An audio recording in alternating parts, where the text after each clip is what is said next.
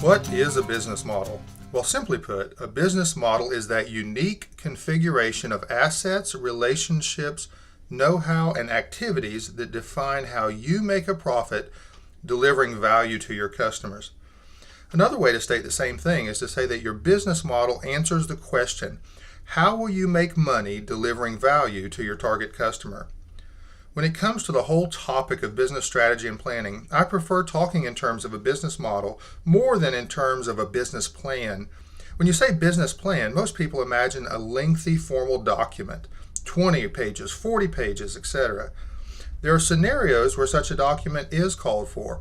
However, when the objective is building an enterprise, the more useful approach is business modeling. A business model is more adaptive, fluid, and dynamic, and therefore more useful to the average business than a business plan.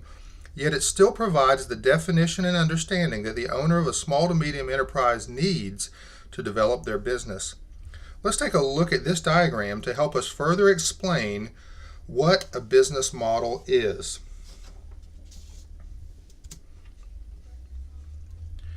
You see the three circles in the Venn diagram. These three circles represent three things every business must do to succeed. You must create value through operations. You must communicate value to your customers through marketing. And you must manage resources, both financial and otherwise. Let's begin with operations. There are four basic ways you can create value for your customer. You create value through the things you have. These are assets, things like facilities, equipment, materials, inventory.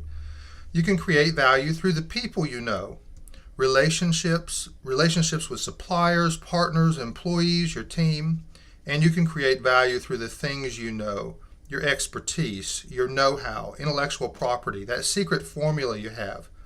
Finally, you create value through the things you do, business practices, customer service, and other value-adding actions. Under the area of marketing, we need to consider factors such as who is your target customer and who are you trying to reach?